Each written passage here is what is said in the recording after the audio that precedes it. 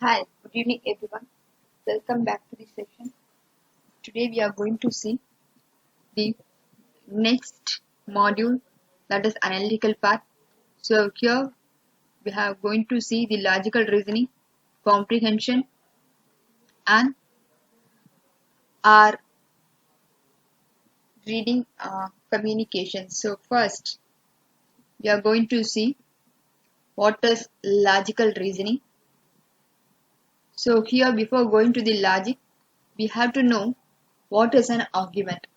So argument is basically making or forcing someone to uh, accept our condition with certain reasons. Simply, I have given you an example and see if I am doing right, I'll say if I have a problem or if I wanted to prove that I am correct, so I'll give the reason for proving myself correct and making others to understand that I am the correct person with the proper reason. For example, if in the case of court cases, only the reasons and the proof will make others to believe that you're correct. So, argument is claiming dependent with reason. So, I am right, I have to prove with the proper reasons and details and make others to agree. So here we have the three components of arguments. Arguments are mainly, we have three components: premises, conclusion and inference. So what is premises? Premises is not wanted to be true, but it is assumed to be true. So all the cats are dogs. So this statement need not to be true, but it is true. It don't want it to be proven. So all the cats are dogs is a statement. It is a true statement, but it need not needed to be wanted to be proved as true. So next, conclusion. Conclusion is statement what you derived. So all the dogs, all the cats are mammals. So all the mammals are animals. We have derived a conclusion that some cats are mammals. So here we have the conclusion for the two parts that so all the cats family comes under the category of animals and all the animal families comes under the category of mammals. So here we have the conclusion that some cats are mammals. So this is the conclusion statement. So inference is basically the statement between the premises and the conclusion. So here we are going for our next statement. What you called as types of arguments. So, as I said earlier, we have three types of arguments. First one is deductive, inductive, and objective. So, here the deductive means we are making a specific conclusion after we are analyzing large and many factors. Then only you are proving that it is a exact meaning of the problem. If you wanted to find a solution to the problem, first we will analyze the data related to the problem and we have a comparative study with the previous problem, and then only we can able to give a exact solution for the problem. So deductive is from general to particular. So we search for a large data from the for in our regular day, in our regular life, if you wanted to buy a mobile, we have a large variety of mobile phones. We have lots of companies. So this variety of mobile phones are called as general objects. From that, we are going to buy for example, you have Samsung, Oppo, Vivo, MI, OnePlus, Apple and lot of mobile brands. So these are called general categories. From that, we are moving to a specific and particular model or a brand, what we are actually choosing it in the final. By seeing the configuration, price, and the quality of the product, finally we end up with a single product. So this is called as deductive. So inductive. So inductive is basically after if you are buying a product or if you are having a solution for a problem, we have to find that this solution is exactly connected with the general. So, for example, we have seen several Americans. So, we have seen several Americans. So, all of them have fair complexion. So, the conclusion is all the Americans have fair complex. So, here we have seen many American peoples. So, most of them have the fair complexion. Then, we have concluding that all the Americans have fair complexion. So here we have seen several American is a particular and all the American have fair complexion.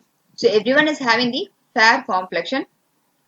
So these two are particular statement. Then from these two statements we are categorizing it into a single statement, that is all Americans have fair complexion. So from particular to general. So next thing is objective. Objective is basically a conclusion which is drawn from guess. So I guess it will rain today. This is an example. So you may guess. It may be true or may not be true. By seeing the climatic conditions and the weather, I can say that it is going to rain today. It may or may not be true. We don't want to prove that. It's just a guess. So next we are going to see the standard form of categorical procession. So what is categorical procession? So as I said earlier, either the statement should be universally accepted by everyone that it is true, or it is totally false, or it is only some part of the statement is going to be true, or else a particular part of the statement is going to be false. So only four forms, affirmative and negative. So we have only two categories. Here I have given you some examples. So that is all cars are rats. So here we have that no cars are rats. These two statements are universal truth, universal affirmatives. So these two, all cars are rat is a universal affirmative that it is going to prove that we are not going to prove it. We are just saying it's just a true statement. Yes, all cars are rats. So here, no cars are rats. So it is clear that it is a negative statement. No car is going to be a rat. So these two statements are called contraries. Contraries is basically either it should be true or it should be false. So next thing is contradictories. Contradictories is basically it can either be some positive or it totally be positive, or else negative, or some part of the object is negative or completely negative. So the third part is subcontractories. So subcontractories is only some part is true or only some part is not true. So only the two categories I go. So the fourth one is subordinate. Either all the cards are true or some part are true. Either everything is false or some part is false. So this is the basic. We have only the four categories contradictories. So contradictories are basically either it should be true or it should be false. So A. Then subaltern. So subaltern is either completely true or only some portion is true. Either some portion is false or completely false. Next thing is subcontractories. Subcontractories is basically either some part is true or some part is false. It's basically some. So IO. So subaltern is AI. So all and some. Other part is no and some not. So EO. So contradictories is basically nothing is going to be right. Only something is going to be right. Nothing is going to be wrong. Only something is going to be wrong. So next, I have given you some examples for four form categorical proposition all S are P. Here we have the example that all peoples are coffee lovers. So it is saying that all the peoples, so all the peoples are coffee lovers. It is also saying that for no, no animals are birds. So we have that no animals are birds. Yeah. Then some SRP. Some peoples are tea lovers. So here it is clear that all the peoples are coffee lovers, but some peoples love tea too. So next thing is some cats are not rats.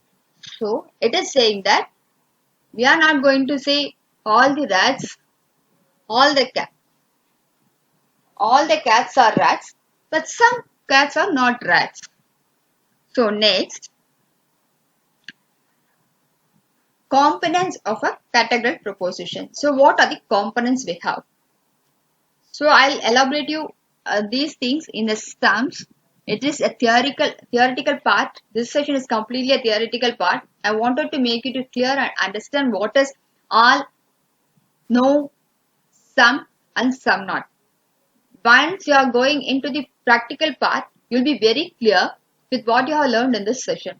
So here we have before going to the practical session, you have to know what is a basic components and what is the main components of the problem.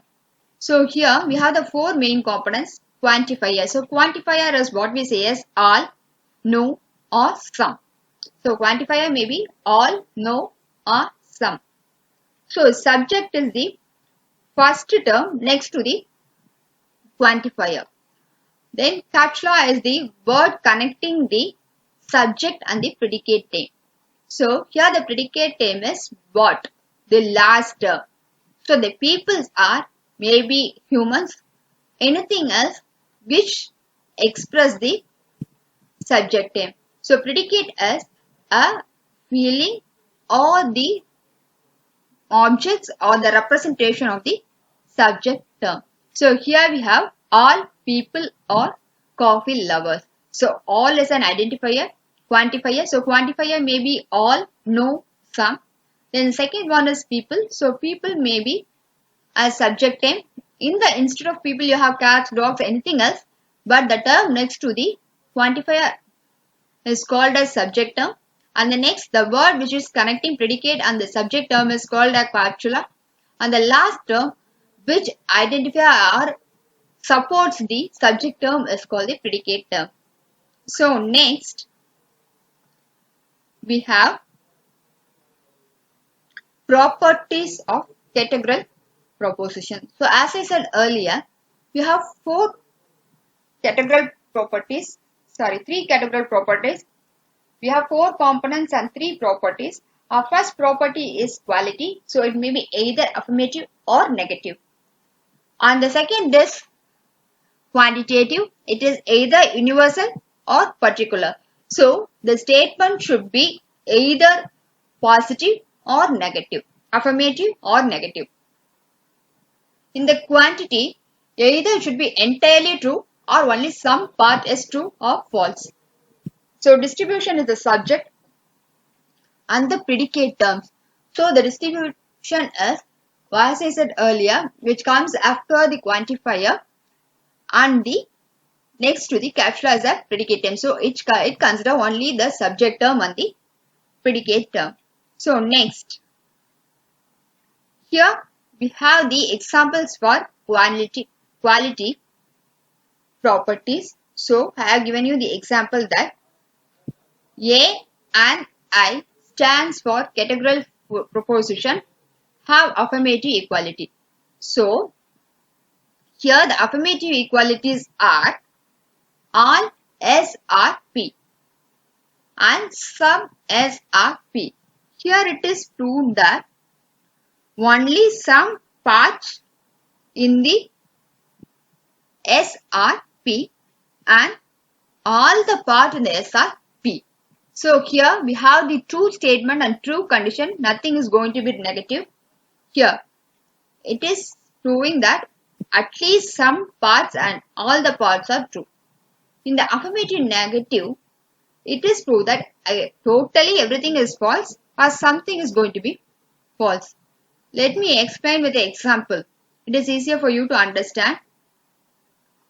So here we have the example. If a standard form categorical proposition says something about all the class members is called quantitative. For example, here A and E have universal quantity.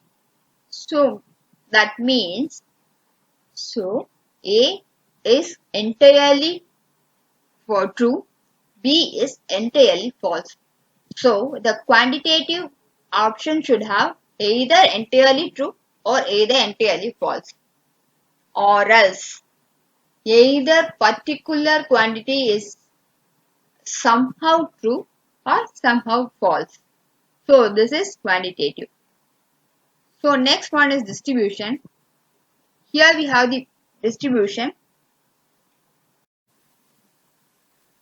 Next we are going to see the distribution. As I said earlier, both the predicate and both the quality and the quantity properties depends upon the affirmative and the negative of the argument, but the distribution is basically depends upon the subject and the predicate.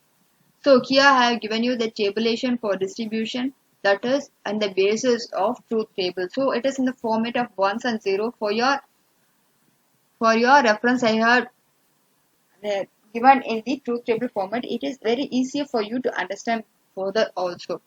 So all S are P. Here we say that S is distributed and P is not distributed because P is a part of only a few part of S. So we say that S is distributed and P is not distributed.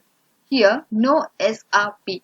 So S is separate and P is separate. Both have been distributed in the different areas. So we say S and P are distributed. When we go for some S are P, here we can't say that everything is distributed. So only some part of S is going to be P. So nothing is distributed in the second part. And the fourth one is some S are not P. Here we say that some S are not P. So few parts in the S are not P. So all the parts in the S are circled by other layer P. So we have some portion in the S in the P. So it is distributed. So P is distributed in S. So here I have given you the clear detailed expression. So once you are going to attempt these syllogism sums, first write down the table. This is very important.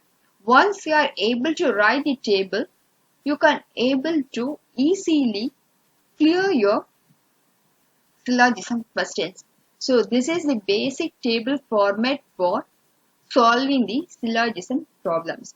So this is the 50% of work that you can able to clear it fastly. Once you are writing this table, you have completed your 50% of work in solving your paper. So next we have the second thing. So that is has square of opposition. So square of opposition is, as I said earlier, as it is in the truth table, it is the basic format. We have already explained you that what is contraries, contradictories, and subcontradictories and subordination. So subalternate. So here I have given you the basic truth table format. So that is the entire thing I have described you. We have already described it. So basically we call that description as a square of opposition. So next one is mode. So what is mode? So before solving the sum, you have to know what is mode and figure. So the first premises of form A, here all. This all is called a premises. So as I said earlier, we have the premises. So mode is the premises and the conclusion combination. If we have two premises, definitely you will get a conclusion. So two premises and one conclusion value is called the mode. So all PRM, here PRM. So all is a premises. So it is in the format of A. All SRM. So all. So it is in the format of A. So some SRP. So we have come to the conclusion. So we have M as common in both the premises. So we are going to cancel the M. So remaining is S and P. So we called it as AAI format. So it is clear that both the premises are in the right side of the. So both the predicate terms are in the right side of the premises. So it is an invalid premises. So as I said earlier in the truth table, for all it is 1 0. So 1 0 1 0.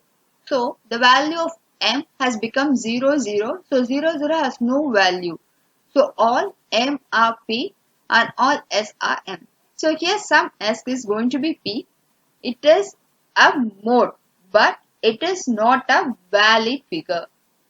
So here I wanted to mention you that because both the predicate terms are in the right side of the premises. So it is a invalid argument or figure. So it is a valid mode. The format of mode is AAI. So we are going for the next. I have solved you an example to prove you.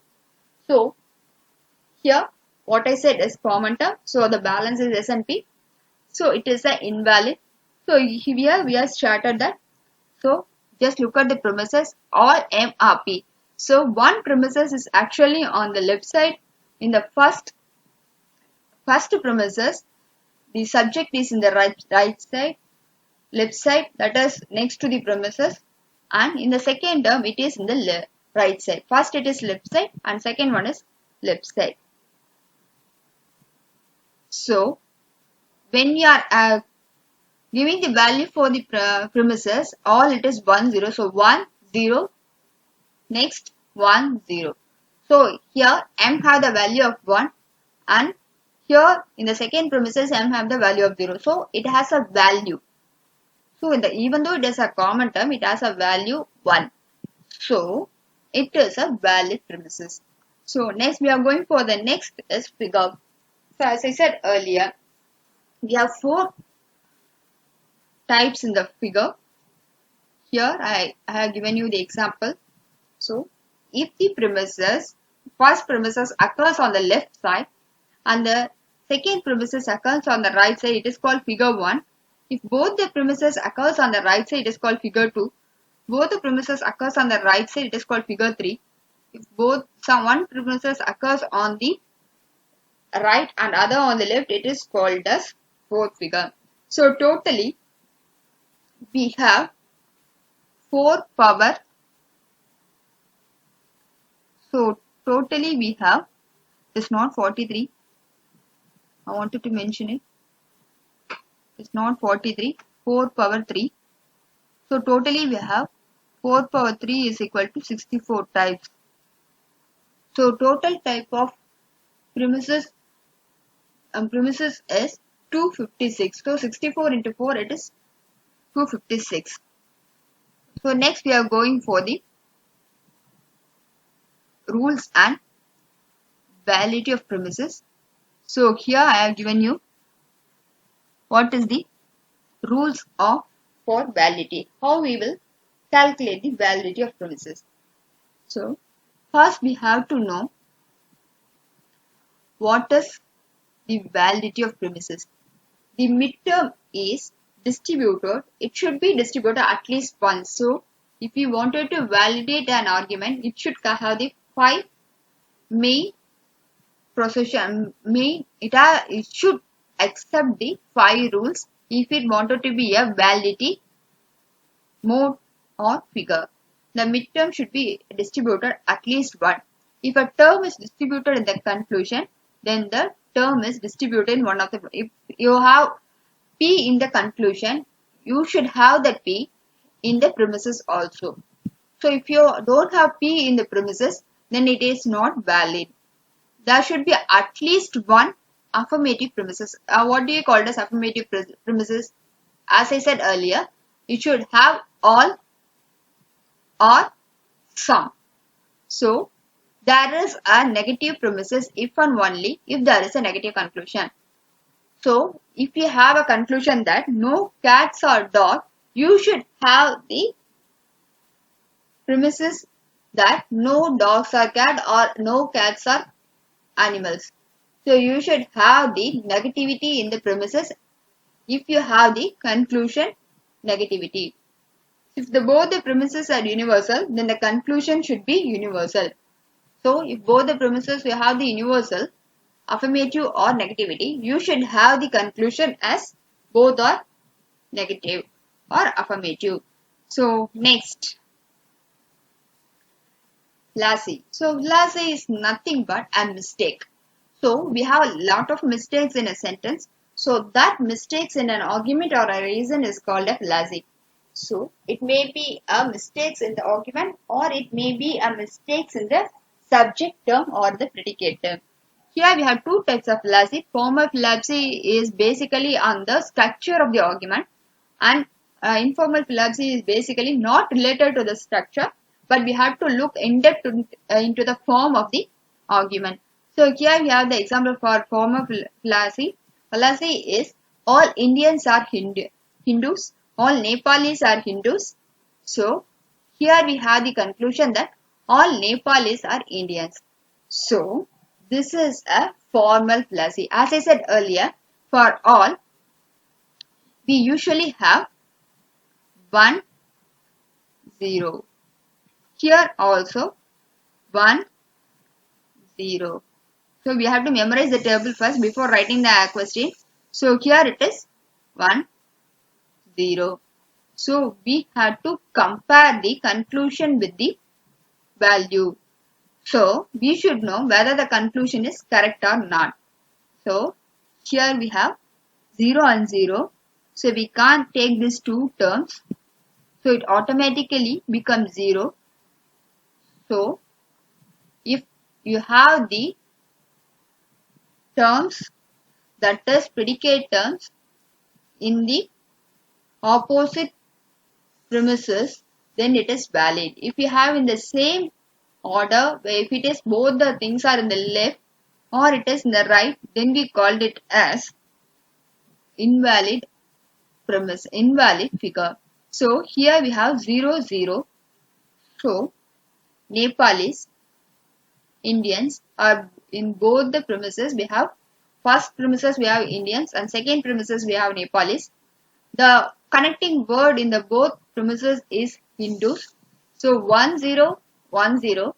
So we have to check either 1 should be 1. So that is the predicate term should be. So in the predicate chain in both the premises, at least either 1 should be 1 and other should be 0. Here we have both the terms as 0. So it is invalid. It is fine that the conclusion given is wrong. So the conclusion is false. So if you have 1, 0, you can give a value for it. Here we have both the predicate terms as 0. So our conclusion is false. So next, we are going for the informal. Informal, it is totally different and difficult to find the informal fallacy. Here we have all the factories or plants. So we have a factory and plant. So 1, 0. Next, we have all plants have chlorophyll. So all plants 1, chlorophyll 0. So next, all factories have chlorophyll. So 1, 0. So this appears to have in the format. So we have to prove that if you have a conclusion that all factories are chlorophyll. If you want to prove that all factories are chlorophyll, you have to check cross verify the content. So 0, 0. So the entire statement is false. So you should be very clear while finding the statement. So it is A0. So we have considered that factory as A and plant as B. In the second statement, it is entirely different. The plants have chlorophyll. This plant will not connect with the first premises.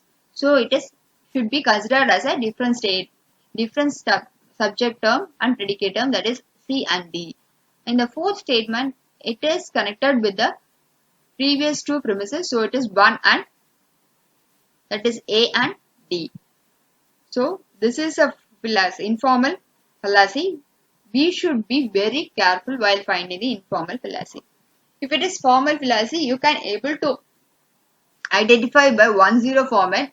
If both the terms, predicate terms, are in the last or in the right side or in the left side, then it can be easily identified that it is a invalid statement or formal fallacy. So we are going for the next.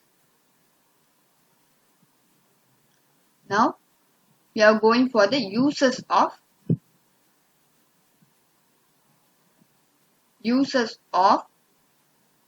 languages in logic. So here we have the three uses of language in logic. The first thing is informative.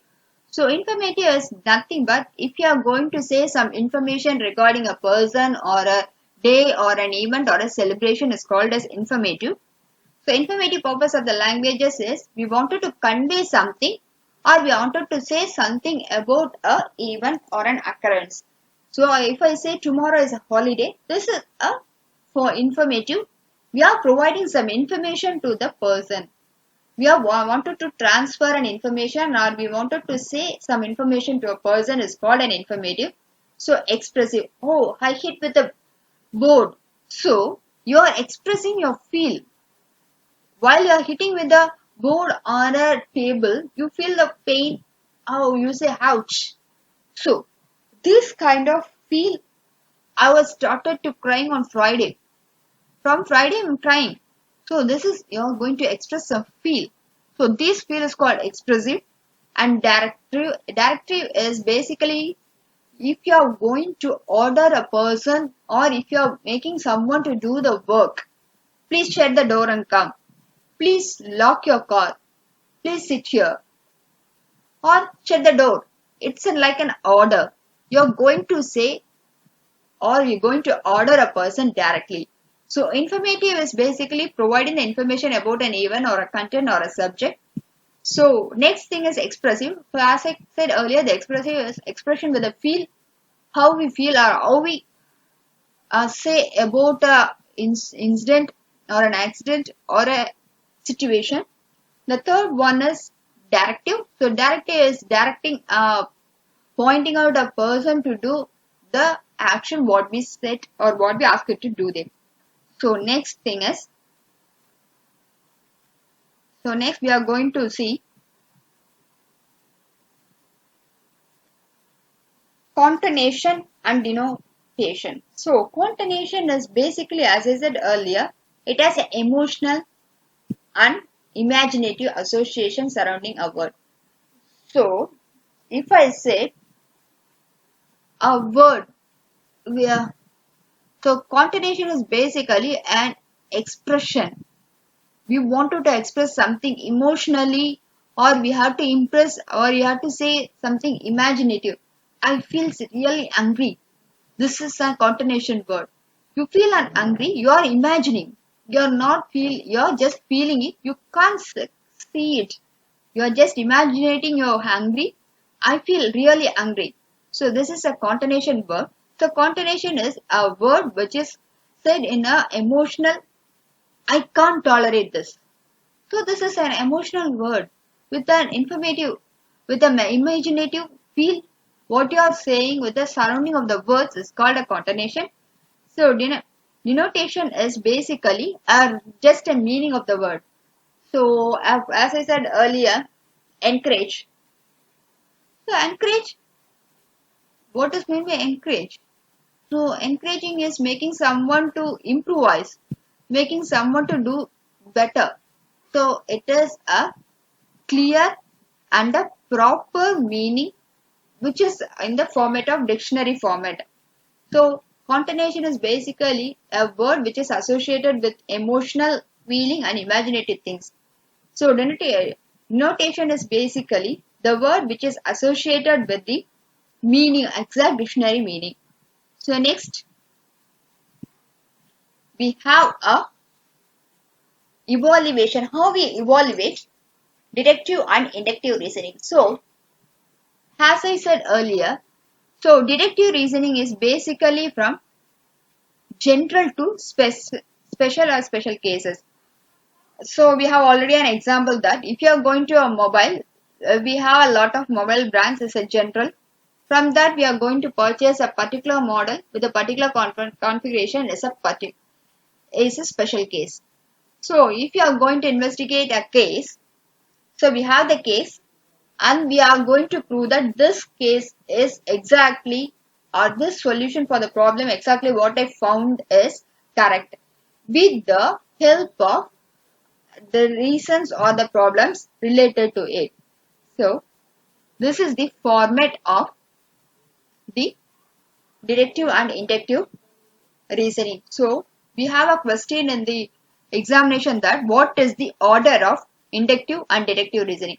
So always I said inductive reasoning is basically from theory. So deductive reasoning is basically from theory. So that is generalization. First we analyze the theory and then we have a hypothesis comparing the theory with the other theories, and then we have come to our conclusion and observation, and then we confirm our solution. So deductive is basically called as quantitative and inductive is basically called as qualitative. So it is from observation to theory. Inductive is basically from observation to theory and deductive is basically from theory to confirmation. So you have to be clear with deductive is from the group we are selecting a unique one. But inductive is from the unique one we are giving a reason for the unique one to prove our decision is correct. So next we have analogies. So analogies is basically comparing of two otherwise unlike things. So hammer, nail. So what they called as an opposite words, or which is a word which is related to or which is like other likewise words or unlike words. So black, white. So opposite of black is white. So opposite of up is down. So we have to have a opposite words for a given word. So analogy is basically easy. You may get one questions. Of course, you may not get more questions analogies. Maybe one question you can get. So that's why I don't want to discuss more in this. It's a general thing. We don't have much more to discuss on this topic. It's just we are going to categorize or we are going to find the opposite of a given word or a word related to the given word. So next, Venn diagram. So Venn diagram is a representation of um, problems through the logical and pictorial circles. So we are going to solve a syllogism sums through Venn diagram. I'll explain you the sums later. But before that, it is a logical set of circles which are used to sort out problems. So next, Indian logic means of knowledge. So as I said earlier, we have only few questions from Indian logics. What are Brahmanas and what are the types of Anumana and Hypervedas? So here we have the three Indian logic, that is ancient period, medieval period, and modern school. So ancient period are from 650 BC to 100 AD. Here we have in the ancient period we used to have Upanishads. So this ancient Indian schools is basically based on improving the knowledge and purifying the soul and anma to have a peaceful life. This is the main aim of ancient Indian schools. So medieval school is basically based on two concepts. First is Jainism and Buddhism. So they follow the tradition and culture of the Jainism and Buddhism people in the medieval schools. They have uses Brahmana, Pratyakshana, Anumana, Enterprise, everything they have used in the middle school of Indian logic. So you may have the basic thing, what is the year and what are the areas they are concentrated. In the ancient period, as I said earlier, it is basically from Gurukulas, which is their main intention is to provide the mean of knowledge and have to provide the Anma to get purified, and they have a vision on purifying your Anma and soul. In the medieval period, it's basically based on Jainism and Buddhism. They follow the logic and the rules of the Jainists and Buddhists.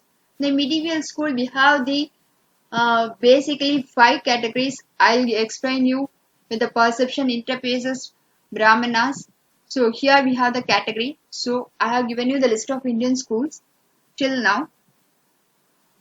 Atika is orthodox. Orthodox is basically from oral based on our orthodox people.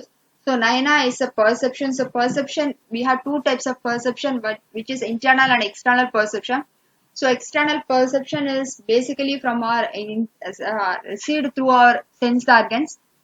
So internal perception is basically through our memory or through our mind analysis. So interference is basically a guess or a comparative relation. So interface, it may happen or may not happen. We have an intercritical ideas and comparison. We are comparing an object or a subject with the previous subject or object what we have studied. We have a comparison and we make the specific decision based on the comparison of previous knowledges or object what we see. So testimonial is testing through testing. What is called as what we are doing in the practical labs. Vaishishka is other form of education. We are used only two things. One is perception and other one is interference. So the last one is Purva Mimamsa. Mimamsa is concentrating on philosophical teaching. So what Jains and huge peoples and many other jnanis have used to inject rituals what we have seen in the Brahmin culture for learning Vedas. So next, so most of the disciplines are based on the Vedic cultures. Aprama is a five theories of illustration or errors. So we have five theories in that.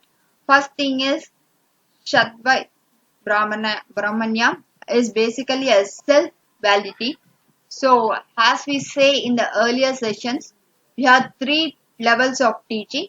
So in the first level, what we called as thoughtless. Second level is thoughtless, and the third level, second level is a senior level of thought, junior level of thoughtless, and the third level is upper level of thoughtless.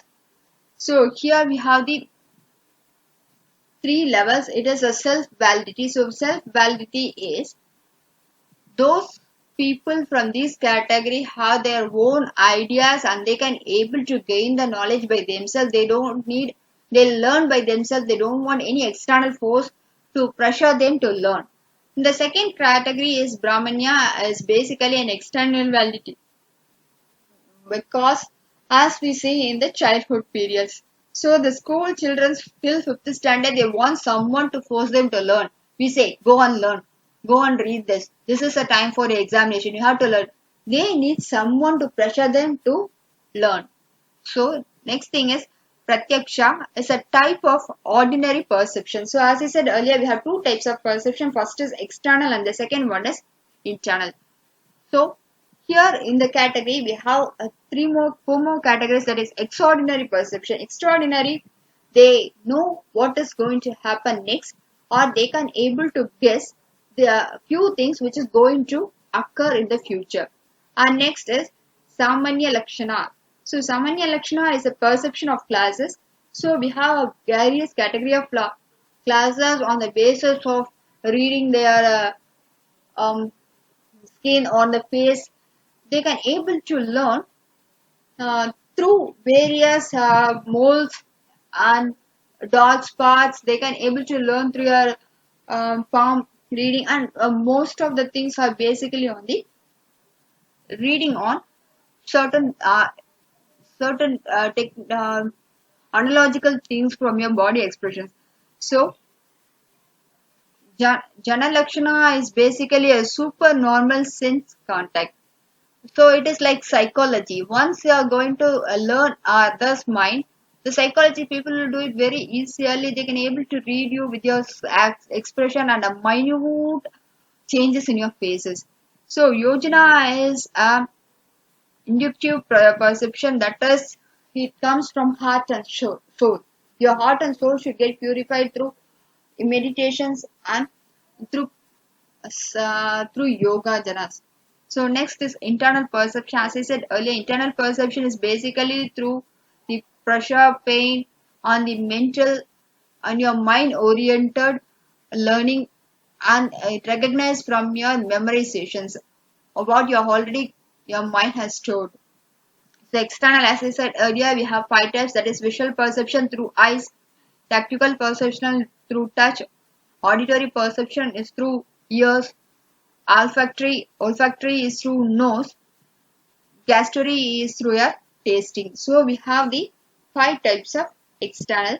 So you may have the question in the visual perception, tactile perception, auditory, what is what. So visually you have to know that sight, touch, ear, smell and taste. So you may have one mark in this. So we are moving for the next thing, Brahmanas. So we have the six type of Brahmanas. First thing is Pratyaksha. So Pratyaksha is basically a perception. So as I said earlier, perception is basically from two points. First one is internal and external. So external is through our sense organ. So internal is through our mind and your previous memory experiences. So next is Anumana. So Anumana is an interface. So we are going to gain knowledge through logical conclusion. So if I said it's going to rain, you have to analyze whether it is going to rain or not. It is basically on the part of guessing, and we're going to analyze the logic. So if you want to test in a chemistry or lab, you wanted to test a chemical or anything else, you will always have a test. We should prove that this chemical and this acid will produce this color. So that color, how it comes? So we have to analyze the logic for concluding it. So the third thing is Upamana. Upamana is comparison. So if I say cat is like this, when you are going for a forest, if you're going to see a cat, a huge cat like tigers or lion, you will compare it. Yeah, cat is like this, but that is a house cat and this is a wild cat. You can able to compare. It is also belonging to the cat family. By your previous experience, by your previous seeing of a cat, you can say that this is also from a cat family, but it is a white cat. It is huge in size. You can able to compare the two facts, and you can able to differentiate also. Arthapati. Arthapati is basically a factor of self-estimated fact. So, if you wanted to prove a fact, you wanted to estimate it. We will estimate ourselves in some situations. We wanted to self-estimate ourselves. Will it work? Will it be easy for us to go? So you have to know whether it is applicable or not. We have to estimate the values. So next is Anupalapti. Anupalapti is basically a non-apprehension. So non-apprehension is through understanding in a virtual mode. So we say that the lotus will be in a white yellow color, it will spread over a long area. You can say that a unicorn has one horn. No one has seen the unicorn, But we are knowing that even though it is not here, we are concluding by the words and and the reading of books and which are not at all existing in the world, we have the idea. It will be like this. If we does not know some person, somebody says the name of a person, we automatically our mind will recognize the shape and look for the person. When you're seeing the same person, what already you hear the name, you may be surprised. You can see the same one or the it's entirely different from what you imagine. So that imagination which is non-existing in the world is called as Anupalapti. So the last one is Shabda. Shabda is through verbal testimony. That is the knowledge we are gained from our elders, philosophers, scholars, or from the books. Now we have a social media and many things. So that references through various social and written references. So next we are going to see types of Anumana. So Anumana is basically based on few categories, that is 5 categories. So first Anumana based on Vipaksha and Paksha. So Vipaksha is Kavalyati. Kavalyati is basically a positive interface. Positive interface means we have an interface, we have a logic. So if it is going to rhyme, I have to analyze that in a positive approach. Yes, it will going to rhyme. These are the symptoms. So it is cloudy and we have a windy climate. The climate is so dull. We will move according to the positive approaches. We prove that it will rhyme. Kevala is basically a negative interface. Negative interface, no, it will not going to rhyme. We'll try to prove the reasons that it will not prove to rain. No, it is not that much cloudy. The climate is not so dull. So we'll move in that approach. The third one is Anvaya. So Anvaya may be positive or negative interfaces. So Vishama. Vishama is basically between an unequal institution.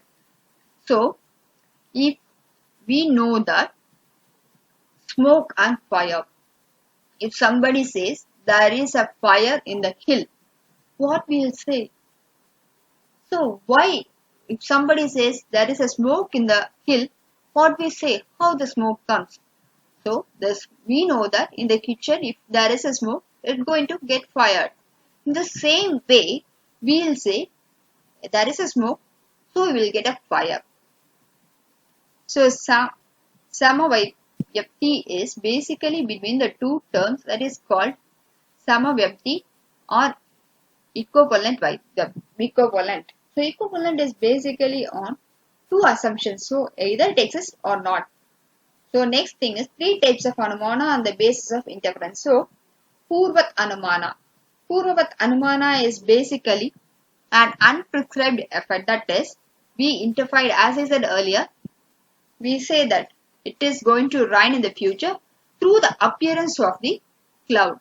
So that is Purvat Anumana. We'll say what is going to happen in the future with some predictions. Sheshavat Anumana. Sheshavat Anumana is we have said that what has happened in the past. Okay?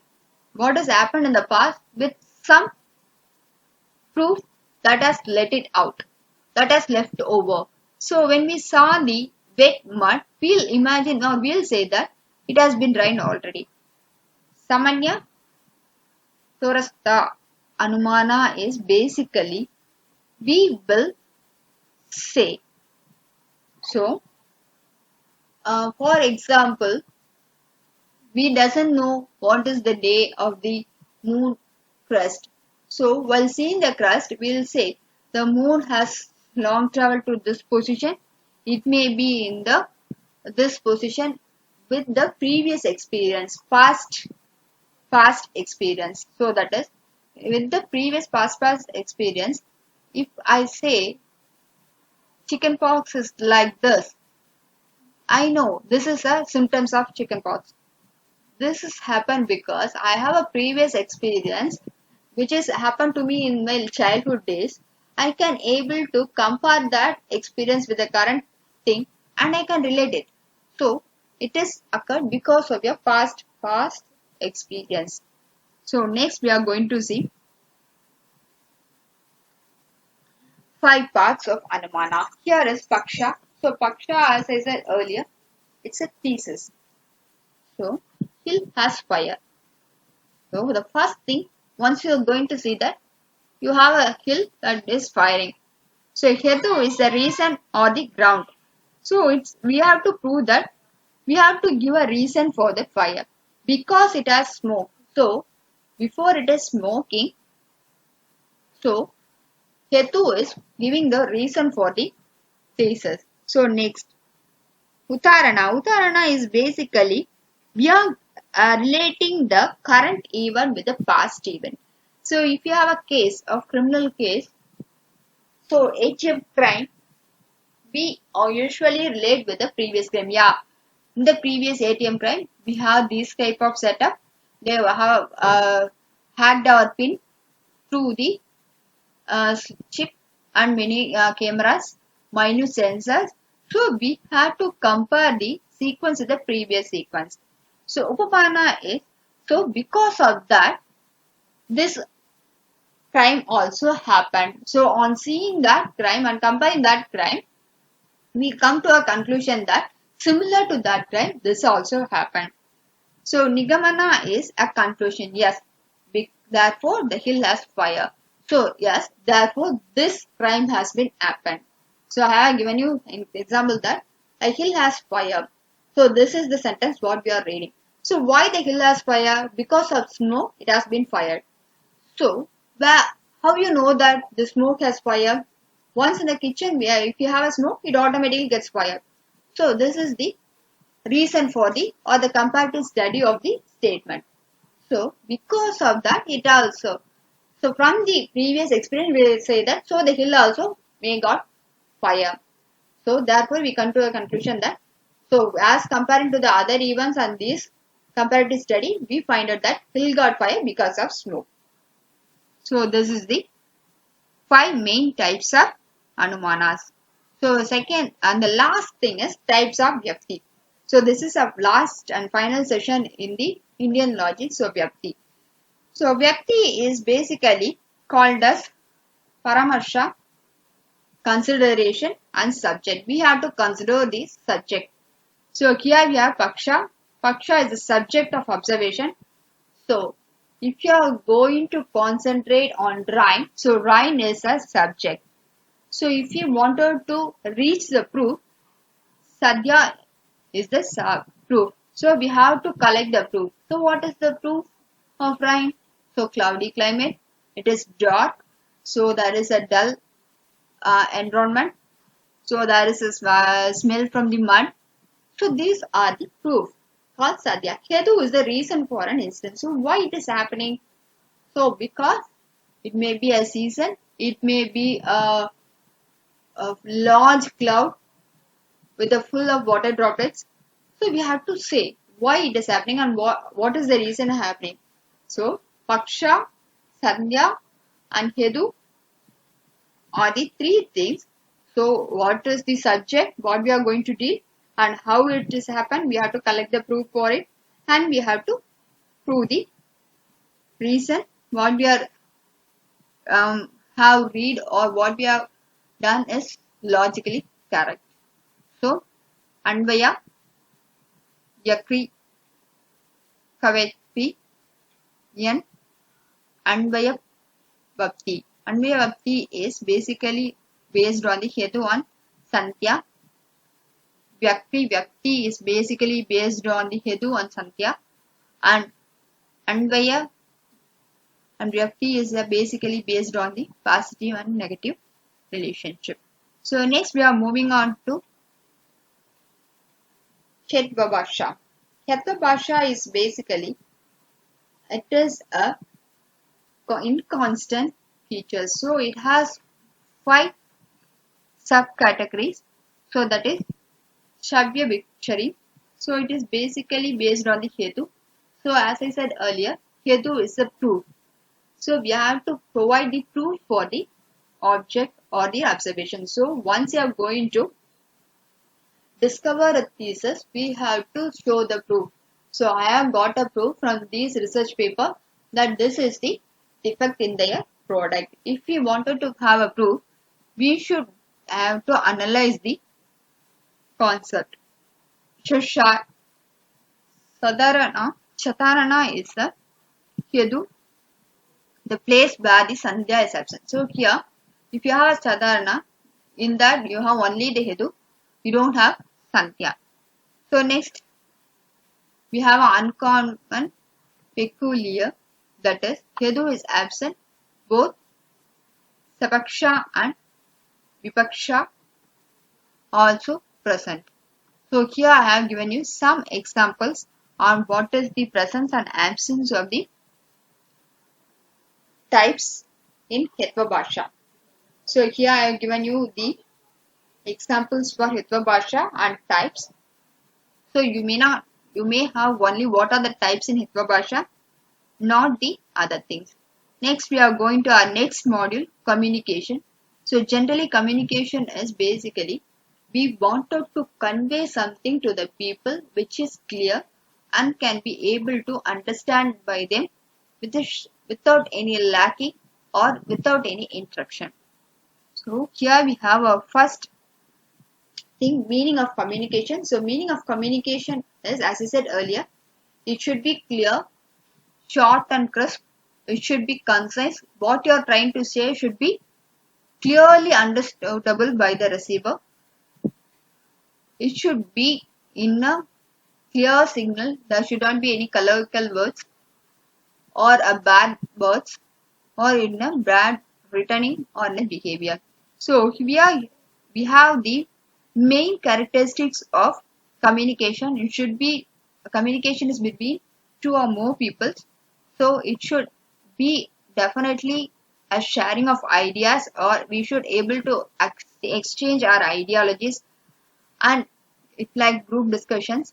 And the third thing is mutual understanding. So sender and receiver should have a mutual understanding. If sender does not like a receiver, so he will not able to convey their message to the receiver, or he will not able to, or he will not interested to show the result to the receiver.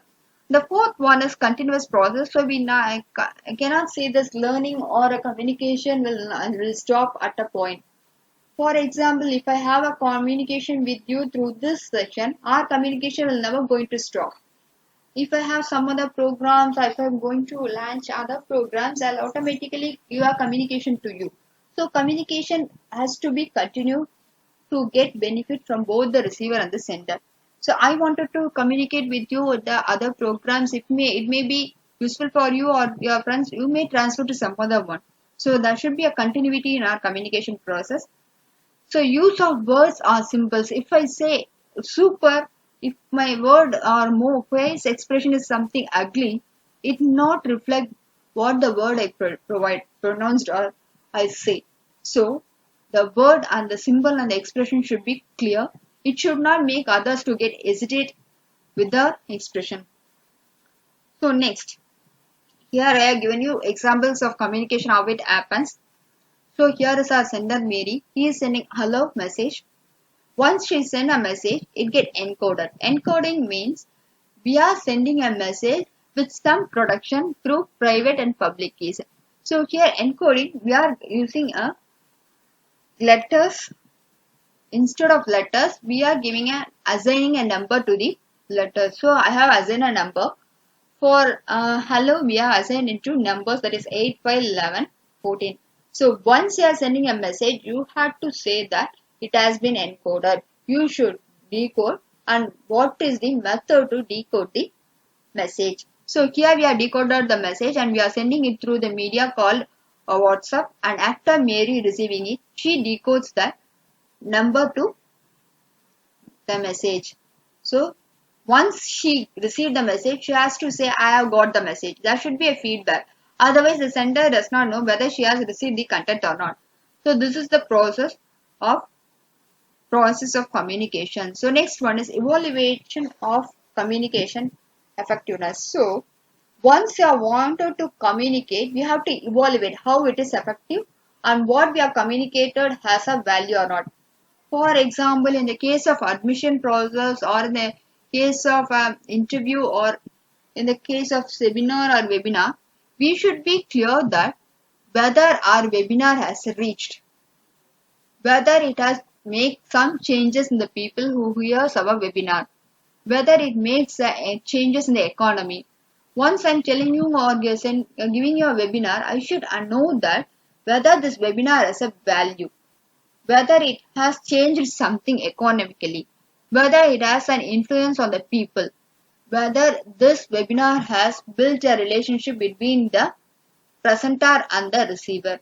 If I'm presenting a webinar, I should have a clear relationship with you. If you don't like me or if I don't like you, the content or what I'm going to deliver will not be fulfilled. It is uh, somewhat it is disturbed, or you may not get the entire content of the process. Our entire content should be delivered when if we have the smooth relationship. If we don't have the smooth relationship, we don't get a complete content of the knowledge what I have gained. So our evaluation of communication should be quality of communication, that is, it should have a quality. The message what you are sending should be a clear and quality message. It should not have colloquial words. It should have economy. So economy here I said is if I wanted to convey the message within 15 minutes, I should do that. I should not take more time to convey my message. The short time message should have an impact on you. The convergence is it can be either through words or through symbols. And influence, it should influence you. If I wanted to convert a person in the admission sector, if I wanted to make you to understand the concept, if I'm telling you this is called the net exam and this exam will happen and so and this is the communication effectiveness. If I wanted to say this, it should have an influence on you. You should able to deliver the same content to someone else. You should have the influence of the content. The next, after delivering our content or during our session, we should have a smooth relationship. The relationship should be smooth. If both of them should have the patience. If I am telling you, you should understand the entire thing, and then you can able to ask me the questions. If you are interrupting in between, I don't understand. Before I'm completing the session, you can't understand anything. You have to be clear that the overall session has been completed. You may know that this is the content and this is the thing they are trying to say. Before completing the session, you should not interrupt in between and say, "Yeah, I not understand. I'm not interested. I'm not able to get what you are saying." You just give the space for them to express or say or deliver their content. Then only you can able to understand what they are trying to say. Interrupt in between will make the entire content collapse. So next we have the 7 C's in the communication. First thing is clarity. So if I wanted to tell you the concept in communication, I should have the clarity and I should say only the communication content. I should not make a logical or I should not say the teaching and you make you to confuse. If I wanted to say about a peacock, I should say only about the peacock. There should be a clarity. I should know what I'm trying to say to you. So if I wanted to say about a peacock, I should talk only about the peacock and there should be a clarity. So peacock is like this and it's a bird and I should talk entirely about the peacock and should be clear. There should be a clarity. Second thing is completeness. If I wanted to say about the peacock, I should say completely about the peacock. There should not be any interrupt or a peacock is a national bird. So it will fly. There is no completeness. I have to say the entire features of peacock and it is a bird and its color and its features and it is a and and its organisms and where it comes from and what is its production. I should say completely and entire in depth about the topic of peacock. So conciseness. Conciseness is basically if I wanted to say something, it should be concise. It should not be boring you. So peacock So peacock is coming from going to. So where are you going? If I ask you something, where are you going? I'm going for a shop. That's it. You want? Where are you going? I'm going for a shop. So this is consent. They want where you're going. You're saying that I'm going for a shop. So if you're trying to say, they're asking you where are you going? I am going to the house and making ready for my trip and I'm packing everything and I'll go for a shop. This is not the thing. You have to say everything in a concise mode. Concise mode is you wanted to make it clear. You should not, what to say, um, don't touch your nose by rounding your head. It should be just close to your face so you can able to touch. You should not round and touch your nose. It should be short and sweet. It should not be lengthiest. So next, concreteness. So concreteness is basically what I say is it should have a clear view on the concept. So if I wanted to convey something, it should be in a concrete form. So what do you mean by concrete form? So we have a concrete form. So concrete form is basically a material or the physical form. So concrete, if I say about an object or a world or an earth, I should say it is a round shape. I should have an expression and I should express it. I can able to express it in a aspect of definition. If I wanted to say cockroach, so cockroach is an insect. This is the definition. It is a pure Newton's third law. What is Newton's third law? Every reaction there is an equal and opposite. Every action there is an equal and opposite reaction. So this is a definition. So it should have a definite meaning. It should not be specific. It should be a definition. So next is courtesy. What is courtesy? So as I said earlier, courtesy is basically a respect. If I am working in a reception area or in an entrance area, I should give the respect to the other. We should show the respect. If we show our way or in a respectable way, if we talk in a respectable way, we'll get the same reaction. If I say good morning, ma'am, you'll say good morning, then you'll say good morning. If I respect you and I'll talk in a way that you can able to understand, and then what you give is what you get back. That is the courtesy. So correctness. If I wanted to say about a subject or a topic, I should have an in-depth knowledge on the subject, not grassing on, a layer grasses. So if you are eating on a grass in our upper layer, you won't have a knowledge in the depth layers. So if you wanted to say about peacock, I should know about the peacock. I can say peacock is an animal. So peacock is a bird. So there should be a correctness. There should be a clear and crisp explanation for the topics. So it should consider the impact what it is going to provide in the future. So next, we have the 4 S's of effective communication. So first thing is shortness. So as I said earlier, it should reach in time. The word you are going to say is short. I'm going to shop. That's it. I'm going to house. I'm packing my dresses and I'm getting ready. I'm going because this is not the shortness. I'm going to shop. That's it. They need only that answer. They don't want to know where you are going and how you are going. They don't want to need that. They need where you are going. That's it.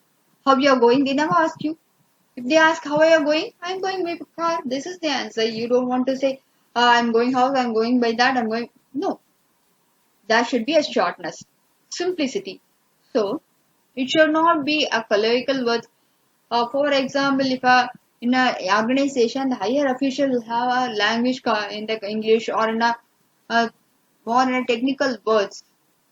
If they are talking to a person in the lower category, that is sweeping women or the cleaning work peoples, they can't understand what their officials are saying if they're talking in the technical words. So I'll meet you. This is the word. Or if I tell you, yeah, you are going good. This can be a common words in the technical issues.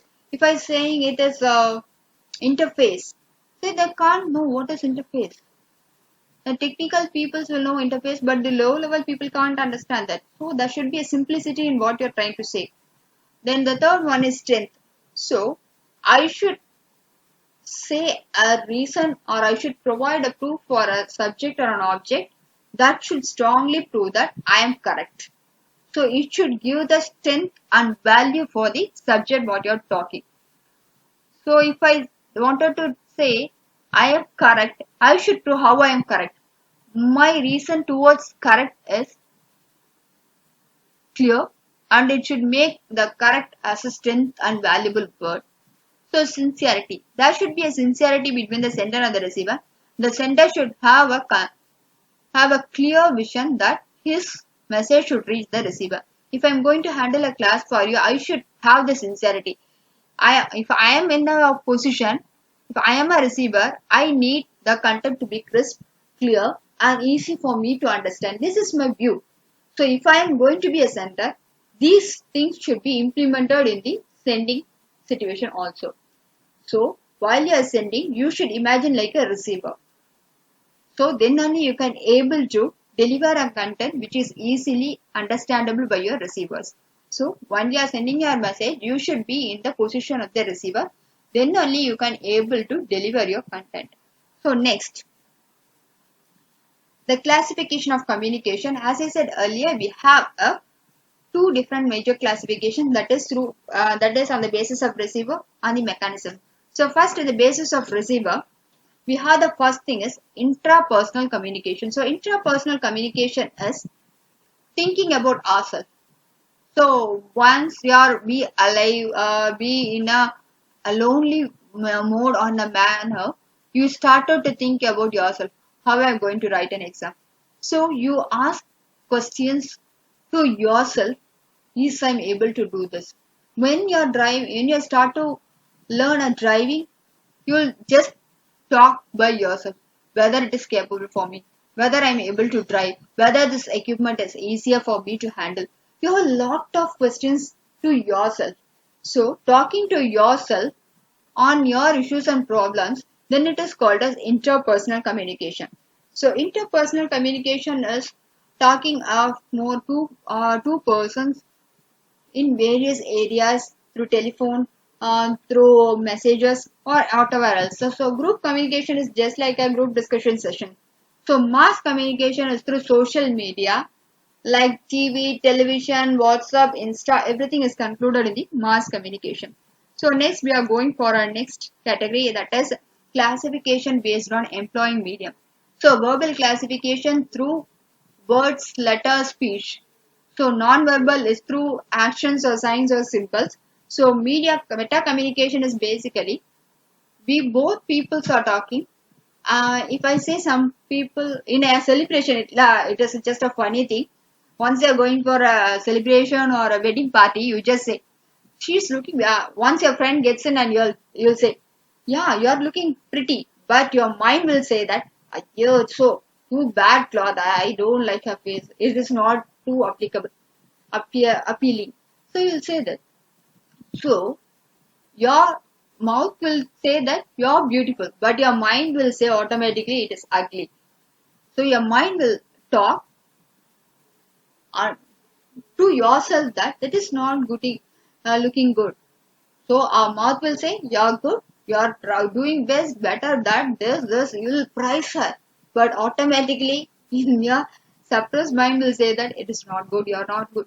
So this is meta communication. So whatever you are talking, we will be talking, but our mind will do some other actions or some other things that talks bad or unwanted things or say something related to that in your mind voice. So next we have two types. Other two types is informal and formal. So informal is if an organization wanted to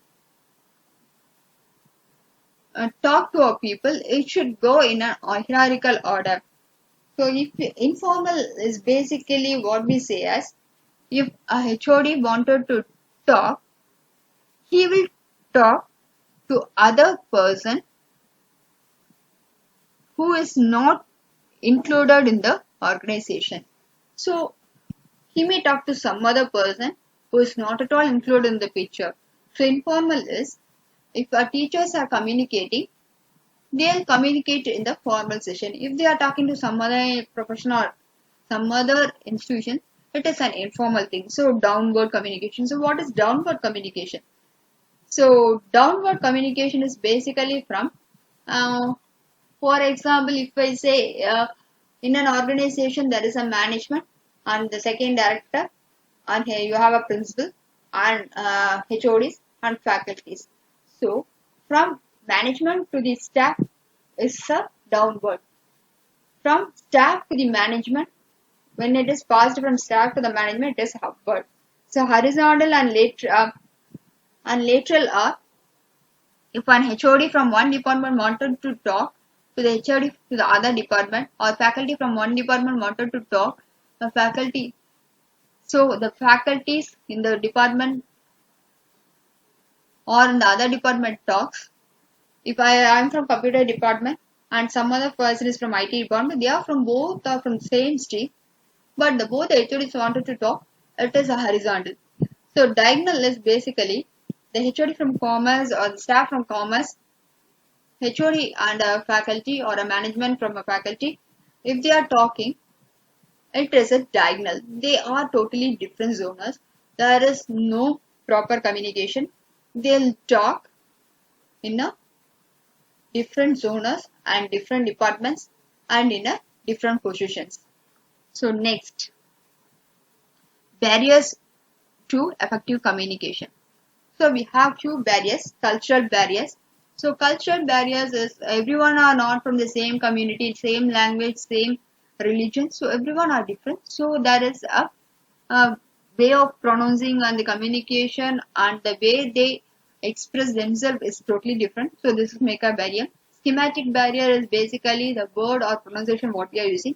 Gender barrier is basically they are male, female. There is inequality in the gender thing, so it make a concept. Perceptual barrier is through organs. Language barrier, so colloquial language what we are using is not suited. Emotional barrier, so some people, if you wanted to handle a class, some students are physically present, mentally absent, so their emotion maybe they are in an emotional situation, they are thinking of their family, their situation, but they are present, but their mind will not present. So these emotional uh, problems will also affect the communication. Environmental barriers through, for example, now we are in a COVID-19 situation, so we can't able to see, we can't able to take the class lively, we can't able to share their views. Only we are sharing everything through the online. These environmental factors also change the situation of communication as well as the languages. So the physical barriers, I am not feeling bad, family issues, emotional problems, physical handicap, or body problems, these will also cause a barrier. Personal barrier, if I am not interested to talk to the receiver, if the person who is sending the message is not at all interested to convey the message to the other, he is not a talkative person, he has some lacking in the communication, everything will cause a barrier. So next, mass media and society. So here there are lots of characteristics of mass media. First thing, the mass media is a wide and vast area. We can have a lot of mass media through press, printed media, digital medias, social media, everything as a large area. We can able to contact everyone. It's a heterogeneous audience. We can't say the audience are from a certain age group. We have an audience from all the age groups, all the categories, all the religions. So the distance is not at all a problem. So we can communicate. We have friends in US and Singapore and anywhere else in the world through social media. And absence, we don't want to have a feedback. There may be an absence in the feedback. So we can't able to provide a feedback if the session is not bad. In some categories we can able to give the feedback in a big academic issues on online courses. We don't have an option for providing a feedback. There is a professional communication. We have a professional communication. We can able to get a contact from a high-fi personalities and expertise in the field. And there we everyone use some modern technologies, Wi-Fi, Bluetooth, Android phones, apps, and lots of communication technologies to get access to the people. So we have multiple intermediate channels to make our communication possible. So here I have given you some years of inventions. So newspaper, magazine, cinema, radio, you have a 1 mark in the year. So just have a glance. Next we are going for the mass media. These are the types of mass media. So printed media we have newspapers and magazine. So television, radio is an audio media. Then internet we have forms, website and social networks. So next we are going for our next module, comprehension. So here you have definitely 10 marks in comprehension. So I am giving you a certain valuable points how to see your answers and how to find your answers in a given reading paragraph. First, we have to know what is the subject of the passage. So these can be found by the things author trying to talk. So we want to know what the author is trying to say. The main idea of the passage is author want to say something about a object or a situation or a person. We have to identify whether it is about a subject or a person or an individual or a group of social issues. So we have to read at least thrice or twice a para, and we have to analyze the tone of the author, whether it is happy or emotional. So we have to use the concept CIST. So common idea, what is the structure and what is the tone. So once you are reading a para, you should read the para in the tone of an author. So this tone will play an important role, whether the tone is an emotional or happy. So next, here I have given you some ideas. So instead of reading the paragraph, once you have a long para, you should read only the first and the last para in a given comprehension. You should not read the entire para, it will make you bored and time consuming also. You should read first and last para. You can get an idea on what is the tone and whether he is talking about a person or a situation. And next, we should know the structural words. So I have given you some structural words similarly. Although, so it is a continuity word and it is a contract word. So by the word you can able to understand that the author is going to view the point of view further, or he is going to introduce, or else he is going to conclude that he is not going to move further in the comprehension. So by finding the continuity and contrast conclusion words, you can able to come to a idea that by seeing this word you can get an idea that he is going to continue the para. You have the para next to this para what we have provided. So we have 5 paragraphs, and while seeing these words you can able to know that there are some more paras in the given reading passage. So the second thing is contrast words. Here we can able to find that the author is going to introduce something or introduction for the object or a person. So the other thing is conclusion. So there is no more paragraph. This is the last pair of the comprehension. We can able to come to a conclusion. So next thing is we have to try to analyze the words. So if you are going to find it is happy mode or emotional word, we have to see what is the positivity of the word. I have given you some example of positive words. While reading the para, you can able to find that what is negative words and positive words. If it is in a positive approach, yeah, it is going to be a future of the world and everyone is going to be happy. It is a positive mode. He is in a positive dilemma. So everyone is suffering with the anger and there is a poverty. These words may lend to a negativity. So we have to analyze positivity and negative in the word. And the main important thing is just reading the 3 lines above and the 3 lines below will give you an idea. So what he is trying to say. So there are around 4 to 6 questions. So maximum of the question will got in the opposite So we all got in synonyms or antonyms words. So we have to read clearly the para. What is the main conclusion of the author? So I have given you the two ways of finding the answer in a comprehension reading, that is PQ approach and QP approach. First you will have to read the passage once and then you can go for the questions and you find the answer. And the second one is reading the question and then go for a para. First you have to read all the question and then you should go for the para to find the related answer for the questions. The best way I suggest you personally is go with the QP approach. So QP approach is similarly very easier for you to find the answers. So always go with the QP approach in maximum of the session and questions. So I personally suggest you go with QP approach. It is easier for you to find the answers. Once you are reading all your questions, it is easier for you to find the answers. So just read all the questions once. If you are reading the first question, you just go for the para. Just read first two paras. You will get a words related to the question, and you can able to easily find it. It is a time reduction process. You can able to reduce maximum of the time with the QP approach. So just follow the QP approach. So maximum, if you don't wanted to find the word, you just neglect. So eliminating the word is the best thing.